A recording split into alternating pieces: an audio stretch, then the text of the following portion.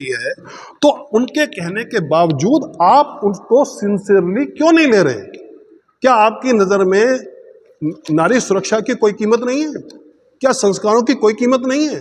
क्या 12th के बाद जो बच्चियां स्मोकिंग, ड्रिंकिंग, व्यभिचार को फैशन समझ रही हैं, सोशल मीडिया ऐसी हवा चला रहा है बॉलीवुड के साथ मिलके कि जो हमारे पास छोटे छोटे गांव कस्बों की लड़कियां आती हैं, कहती हैं सर जब हम यहाँ आए तो हमें लगा कि नोएडा और मेट्रो सिटी के अंदर जीने की पद्धति यही है, पर जब आपकी मोटिवेशन क्लास में बैठे तो हमें पता चला कि हम ही ठीक है, ये लोग गलत।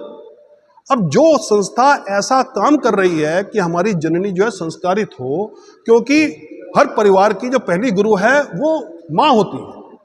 यदि हम आदर्श माँ ही बनाने में विफल हो गए तो कल हमें आदर्श समाज कहाँ से मिलेगा? आज कोई लड़की अपने पति को सीमेंट के अंदर जमा रही है, ड्रम में डाल करके, कोई टुकड़े टुकड़े कर रही है, कोई आशिक के साथ भाग रही है। ये क्यों हो रहा है? ये इसलिए हो रहा है कि टीचर हो, पेरेंट्स हो या समाज हो, उसका फोकस पूरी तरह पैसे पर रह गया है। किसी का भी चरित्र निर्माण से कोई वास्ता नहीं है। तो यही कह रहा हूं कि जब जिस संस्कार शाला की बात आती है, बड़े बड़े स्कूलों में आज सारे अखबारों की सुर्खियों में है कि टीचर ही टीचरनी को लेके भाग जा रहे हैं। अब बताइए वैसी परिस्थिति में क्या संस्कार, कैसे इसको कैसे आखिर रोका कैसे जाए? सब ऐसा है, मैं आपको बताता हूँ। हमने जो काम किया, मैं उसके रिजल्ट के बारे में बताना चाहूँगा।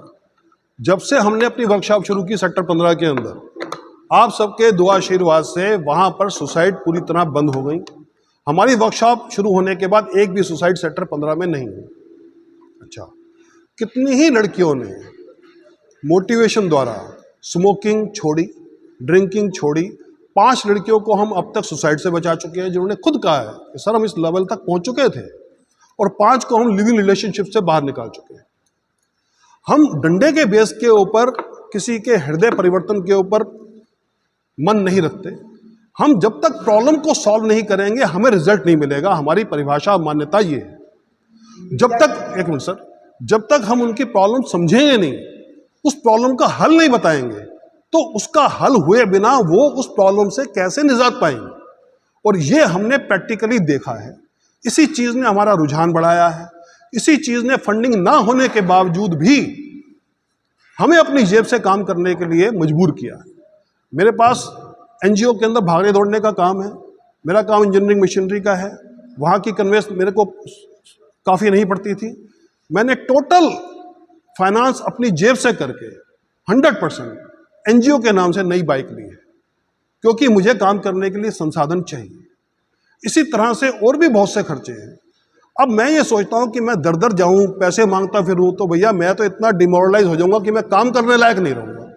तो उसका सोल्यूशन मुझे ये लगा कि अपने संसाधन जितने हैं उसके बीच में मैं अपने काम पर जोर दूँ। काम बोलता है, जुबान नहीं। मेरा काम बोल रहा है, पर जुबान आपको बनना पड़ेगा, तभी बच्चों की सुरक्षा और संस्कारों के ऊपर काम हो पाएगा। जी, जागृति संस्थान के दिल्ली आपका हुआ है, स्कूल से क्या संबंध है इसका? सर जी, दिल्ली से हमने रजिस्ट्रेशन कराई है, क्योंकि दिल्ली में रजिस्ट्रेशन कराने के बाद हर 5 साल के बाद यूपी की तरह आपको रिन्यू नहीं कराना पड़ता। दिल्ली में कराने के बाद आप दिल्ली ही नहीं पूरे इंडिया में काम कर सकते हैं।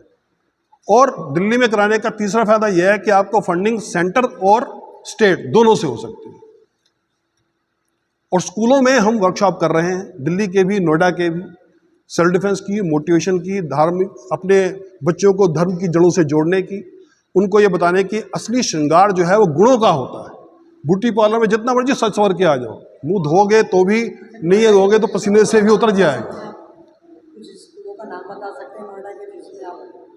सर जी, मेरे पास इसका कागज है, मैं आपको दे दूंगा, जो कि शिक्षा विभाग से है, मैं आपको दे दूंगा। आपके ये जो जागृति संस्थान केंद्र है, कितने सदस्य? सर, इसके अंदर हमारी कार्यकारिणी में 8 सदस्य हैं और हमारे जो मेंबर हैं वो 500 हैं। किस चीज को लेके बनाई थी आपने? संगठन को जो चंदा मिलता है, चंदा तो मिल ही नहीं रहा सर, अपनी जेब से चला रहे हैं 6 साल से। यही तो समस्या है जिसके लिए बुलाई है। चंदा के लिए बनाया था या काम करने के लिए? हमने काम के लिए बनाया, चंदा नहीं मिल रहा है। हमने काम के लिए बनाया था। चंदा नहीं मिल रहा, तब भी काम चल रहा है। इतने CSR की फंडिंग व्यवस्था है गवर्नमेंट की, बड़ी बड़ी कंपनियां दे रही है, बड़े बड़े उसमें जो ट्रस्ट में जो फंड डालने वाले हैं वो सीधे कहते हैं कि भैया तुम्हें कितना फंडिंग चाहिए बताओ।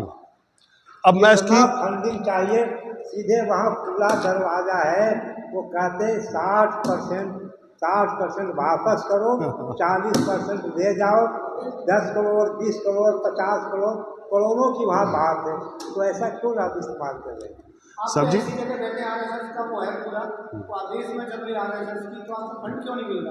अब मैं बताता हूँ आपको।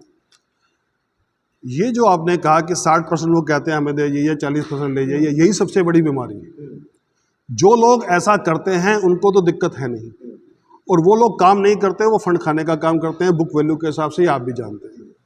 हमें जब ये लोग कहते हैं तो हम उनको साफ एक ही बात कहते हैं, साहब हमने इस काम के लिए अपना एनजीओ नहीं खोला, हमें आप कम दे दीजिए, हमें आप 7-50 करोड़ तो छोड़ो, 1 करोड़ तो छोड़ो, हमें आप 1-2 लाख ही दे दीजिए, पर दीजिए वाइट में, क्योंकि हम अपने काम को करने आए हैं, हम फंड खाने नहीं आए। अब सेकंड पॉइंट, इसी संदर्भ में मैं मनीषा अत्री जी से भी मिला सेक्टर 11 में, जो CSR फंड देखती है। उन्होंने मुझे ये कहा, अनिल जी आप काम बहुत अच्छा कर रहे हैं, मैं खुद इसमें आपका सहयोग करना चाहती हूँ, पर दिक्कत यह है कि जो हमारे पास CSR फंड देने वाली कंपनियां हैं वो आपको सेल्फ डिफेंस के ऊपर फंडिंग नहीं देंगी। मेरे हाथ में जो है वो मैं करूंगी, उनके पास आपके प्रोजेक्ट रिपोर्ट बना भेज दूंगी, अपनी तरफ से सिफारिश भी कर दूंगी, पर जो मेरा एक्सपीरियंस है प्रैक्टिकली उस बेस पे मैं कह सकती हूँ कि यहाँ आपको लड़कियों को सेल्फ डिफेंस सिखाने के लिए फंडिंग नहीं मिलेगी। ये एक गवर्नमेंट ऑफिसर का कहना है।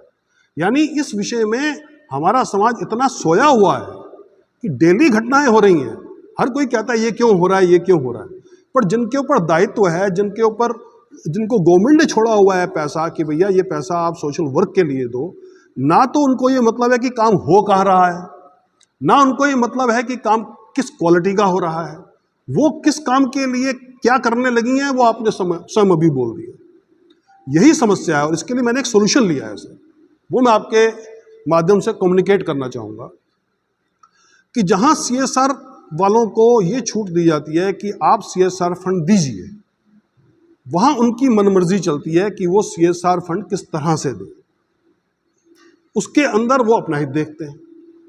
अब ज़रूरत इस बात की है कि वो अपना हित ना देख करके CSR फंड को देने की जो एक मर्यादा है उसके अनुरूप चलने के लिए बाध्य हो जाए। उसके लिए मैंने क्या सोचा है, जैसे एक NGO काम कर रहा है, हम अपने ऊपर ले लेते हैं, हम अपना काम कर रहे हैं, सेल्फ डिफेंस सिखा रहे हैं, मोटिवेशन दे रहे हैं। अच्छा, अब हम इसके अंदर जब क्लास लेते हैं स्कूल्स में तो हम प्रिंसिपल से एक प्रेजेंट सर्टिफिकेट लेते हैं कि आज हमने आपके यहाँ क्लास ली, आपको कैसा लगा। वो हमें लिख कर देते हैं, साइन करके मोहर लगा के देते हैं कि आपकी वर्कशॉप से बच्चियाँ लाभान्वित हो रही हैं और हम आगे भी आपकी क्लास लेने के इच्छुक। ये एक मापदंड बनता है कि प्रैक्टिकली जो आप काम कर रहे हैं उस प्रैक्टिकली काम का प्रैक्टिकली लिखित में आपको आश्वासन दिया गया कि हम आपकी सेवा से संतुष्ट हैं, आगे भी लेना चाहते हैं। सेकंड पॉइंट, जो भी NGO हमें फंडिंग करना चाहते हैं वो बेशक अपनी मॉनिटरिंग हमारे साथ भेजे, देखें हम क्या काम कर रहे हैं, मीडिया भी इसके साथ लग सकता है, वो हमारी जो वर्कशॉप है वो कवर अप करे, वो दिखाए CSR वालों को कि साहब यहाँ ये काम हो रहा है, आपकी उसमें क्या राय है। वो अपनी राय जब चीज़ देखेंगे तो गलत राय तो दे नहीं सकते, जब वो ठीक राय दें उसको आप लिखें और अपने MLA के पास पहुँचाएं। जब उनके पास प्रैक्टिकली लेटर प्रिंसिपल का पहुँच गया, आपकी परफॉर्मेंस की वीडियो पहुँच गई, CSR फंड वाले का भी पहुँच गया कमेंट कि हाँ जी मैं इनसे संतुष्ट हूँ, तो फिर MLA हमारा उसको कह सकता है, नहीं कह सकता कि तूने यहाँ दिया क्या, और जो हम लेंगे उसकी हमारी ऑडिटिंग रिपोर्ट बनती है, हमें बिल लगाना पड़ता है। एक पैसे की ना तो हम उसमें हेराफेरी करते हैं ना करना चाहते, वो हम बिल्कुल शुद्ध रखना चाहते हैं कि जो हमारा उद्देश्य है उसके अंदर कभी कोई ऊपर नीचे ना हो। इसके एक मिनट, इसके लिए मेरे पास बहुत से लोग आए, उन्होंने कहा जी हमें आप ट्रस्टी बना दीजिए। मैं कभी ट्रस्टी में आपको बना लूँगा तो आपके पास पावर आ जाएगी, फिर मुझे आपके हिसाब से चलना पड़ेगा। हमारा है public charitable trust, public charitable trust में मिनिमम जितने ट्रस्टी होना चाहिए हमारे पास अवेलेबल है। अब मैं किसी को भी अपनी मनमर्जी करने की छूट नहीं देना चाहता, इसलिए मैंने एक्स्ट्रा ऑर्डिनरी ट्रस्टी नहीं बनाया जो कि वो फंडिंग देने को भी तैयार थे। पर वो फंडिंग देने का मतलब यह है कि आपने एनजीओ को उनके पास गिरवी रख दिया, उनकी मनमर्जी के लिए छोड़ दिया। वो मैं नहीं कर सकता। देखिए, आप भले नहीं कर सकते, लेकिन हालात ये है जितने भी CSR वाले हैं उनकी नीयत ठीक नहीं है जी, वो चोर हैं, समझ गए। अब वो चाहते हैं कि भाई हम उसी को देंगे जो चोर है, तो ईमानदार को कहाँ से आप दे पाएंगे, आपको मिलेगा ही नहीं। उसी के लिए तो मैंने आपको सोल्यूशन बताया। अभी चलो आप बता तो रहे हैं, लेकिन जब देने वाला दाता आप उसमें से कहता है कि ये सरकार की जो है वो तो देना नहीं चाहती, ये सार कंपनी कोई ऐसा नहीं होती कि देना चाहती है, वो मजबूरी सरकार बांध रखी है तब देती है। लेकिन उसमें से भी अगर वो चाहते हैं तो उसमें से भी मेरी को अपनी चीज मानते हैं उसको। आप बात समझे नहीं। गवर्नमेंट ने उनको मजबूरी तो बांधी है कि आप CSR फंड दीजिए, ठीक, पर CSR फंड किस पैमाने के तहत, किस पैरामीटर के तहत देना है, ये मामला शून्य है। इसी शून्य के आगे एक लगाने का उपाय मैंने आपको बताया कि यहाँ पर प्रिंसिपल का लेटर जो हमें दिया जाता है कि हाँ जी हम आपकी सेवा से संतुष्ट हैं, आगे भी सेवा लेने के इच्छुक हैं। और दूसरा, मीडिया बेशक आए, हम वेलकम करते हैं, देखें हमारी क्लास, कवरअप करें। कवरअप करने के बाद आप CSR वालों के पास जाएं, उन्हें दिखाएं कि ये काम हो रहा है, आपकी इसमें क्या राय है। वो राय देते हैं कि हाँ जी ठीक, अच्छा काम हो रहा है, इसको फंडिंग मिलनी चाहिए। वो आपने दिया MLA को, तो MLA के पास कान खींचने का औजार हो गया कि नहीं हो गया, भैया मीडिया की रिपोर्ट भी आ गई, तूने भी कह दिया, प्रिंसिपल भी संतुष्ट है, तो इनको फंड क्यों नहीं जा रहा। अरे वो क्यों पूछेंगे, उनको तो सिर्फ बस वो की ताम झाम वो देखते हैं कि CSR का फंडिंग है, कितना आया है, उसमें से मेरा कितना जलवा दिखा रहा है, कितना प्रचार। वो सब बंद हो जाएगा जब ये पैरामीटर बन जाएगा और इसके ऊपर चलाने के लिए आप और हम मिलकर उनको मजबूर करेंगे।